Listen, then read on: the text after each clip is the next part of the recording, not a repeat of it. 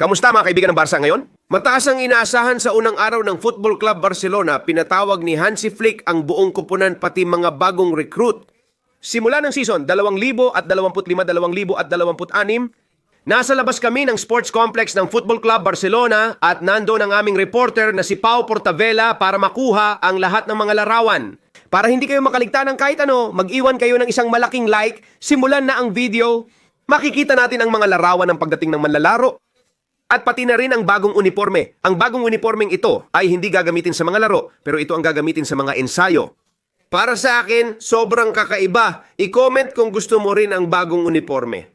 Simulan na natin ang video at ang unang pahina ng bagong kabanata ng Barca na tiyak gagawa ng kasaysayan. Tulad ng nakikita ninyo, una pumasok si Ferran Torres, sinundan ng iba.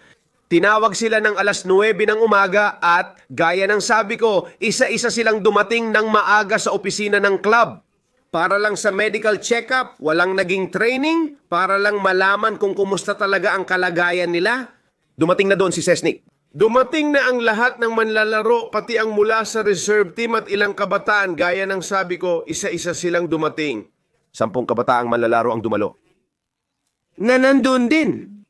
Sila ay sina Landry Farre, Tony Fernandez, Gile Fernandez, Jan Virgili, Juan Fernandez, Ibrahim Diarra, Jofra Torrens, Pedro Fernandez at Dani Rodriguez. At ang bagong recruit ng Barca na si Ronnie Bargui, makikita nyo rin ngayon ang mga larawan ng bawat isa sa kanila. Kapag natapos na tayo sa mga manlalaro, darating tayo sa ang mga medikal na pagsusuri, gaya ng sinabi ko. Isang umaga, gaya ng sinabi ko, puno ng sigla, kung saan napakaraming, alam mo na, pananabik. Maraming nangyayari, gaya ng palaging nangyayari. Dahil ito ang unang araw, ang araw kung kailan dumarating ang mga manlalaro ng Barca. Pagkatapos ng mga karapat-dapat na bakasyon na yon.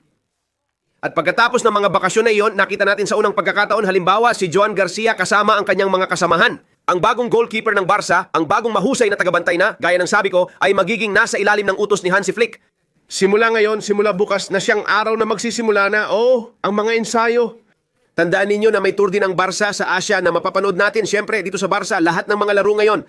Simula sa katapusan ng Hulyo at umpisa ng buwan ng Agosto, ito ay bago magsimula ang laban ng Gamper Partido. Sabihin na natin ito ang hudyat ng pagsisimula ng season. At pagkatapos nito, magsisimula na ang Liga sa weekend ng ika-17 ng Agosto. Mag-e-ensayo muna ang Barca sa Barcelona bago lumipad sa Asia kung saan unang makakalaban nila ang Ibiza El Kobe, dating team ni Andres Iniesta sa Hulyo 27. Isang laban na gaganapin sa linggo, ika-27 gaya ng sinabi ko, simula alas 12 ng tanghali. Magkakaroon din ng pangalawang laban kontra Seoul. Ang araw na iyon ay ika-31 ng Hulyo simula 1:00 ng hapon. Siyempre, mapapanood mo ito dito pati na rin sa Barca Hoy na may pinakamahusay na pagkwento. Tatapusin natin sa ikatlong at huling laban ng Football Club Barcelona sa Asia kontra Daegu. Gaganapin ang laban sa Agosto 4, 1:00 ng hapon at mapapanood dito sa Barca Hoy na may mahusay na pagkwento.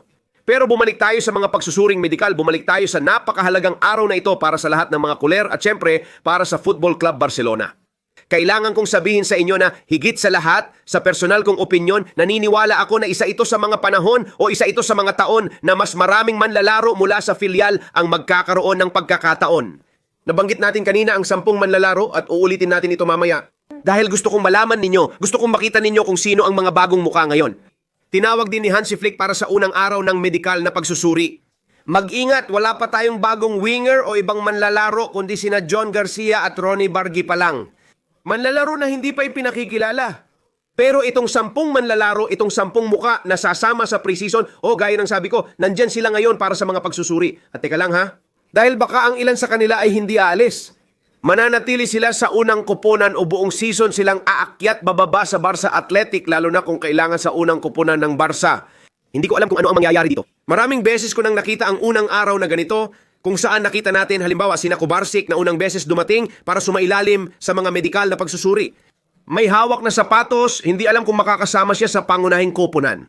At sa huli, nagkakaroon ka ng magandang season kasama ang Barca, nagugustuhan ka ng coach at gaya ng sinabi ko, ito ang dahilan kung bakit sa huli ay nagiging opisyal kang manlalaro ng pangunahing koponan ng Barca, isang ganap na profesional na manlalaro. Kaya, gaya ng sinabi ko, tutukan nyo ang mga batang yan na magiging nasa ilalim ng pamumuno ni Flick. Simula ika-27 unang laro ng Barca ay laban sa Vissel Kobe, gaya ng nabanggit ko. Siyempre, kailangan din nating banggitin si Lamine Jamal na pagkatapos ng kanyang bonggang selebrasyon ng kaarawan ay nandoon pa rin siyempre. Bukod pa dyan, dumating siya ng 9 na minuto bago ang nakatakdang oras para sa mga medikal na pagsusuri na yon. Gaya ng sabi ko, si Lamine Jamal ay tiyak na itinadhana para maging Balon de Oro at isa sa pinakamahusay na manlalaro ngayong season. 25-26, sobrang tiwala ako kay Lamine, sobrang tiwala ako kay Rafinha na nakita rin natin doon na may hitsurang halos kapareho ni Ronaldinho. Gaucho, nakita natin si Gabi na puti ang buhok, nakita rin natin si Robert Lewandowski na puti rin ang buhok. Nakita natin, gaya ng sabi ko, si Ronnie Bargui, yung manlalaro na hanggang ngayon, gaya ng sabi ko, ay hindi pa opisyal na ipinakikilala or opisyal ng club, pero nandyan na siya, gaya ng sabi ko, sa mga medikal na pagsusuri. Hindi ko alam kung ang intensyon ng Barca kay Ronnie Bargui ay ipahiram siya, hindi ko rin alam kung gusto nilang kunin muna siya. Sa palagay ko, si Flick mismo ang nagsabi na tingnan natin siya sa preseason at doon niya makikita. Kung pasado siya sa unang koponan, doon magpapasya ang Barca tungkol kay Ronnie Bargui. Nakita natin si Pedri, nakita natin si Frankie de Jong, nakita natin silang lahat sa unang araw na ito. Gaya ng sabi ko, nakaka-excite kahit sa pananaw ko lang. Naniniwala ako na ang Barca, matapos ang mahusay na season, ngayon ay may dagdag pang 2 o 3 manlalaro at ilang galing sa pangalawang koponan.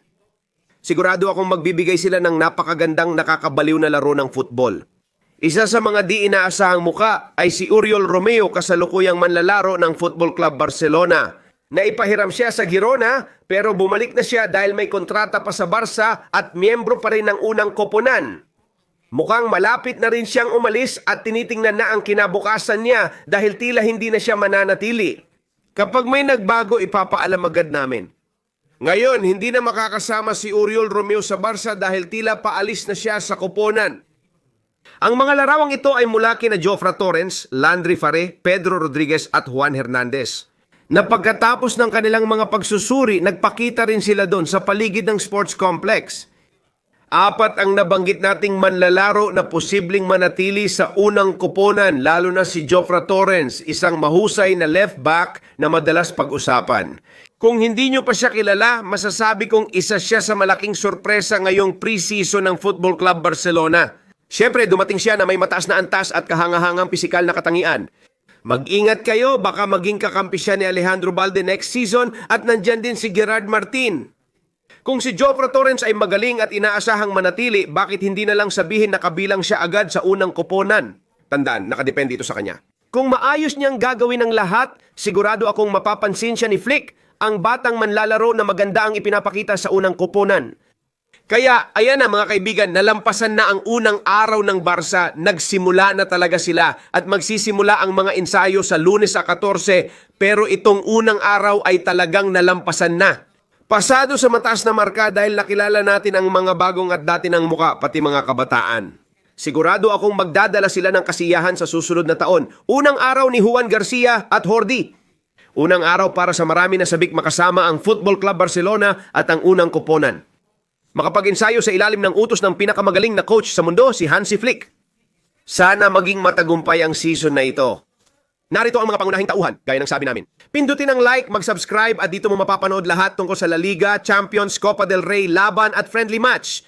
Huwag kalimutan, hinihintay namin kayo sa Asian Tour. Barca kahapon, ngayon at magpakailanman.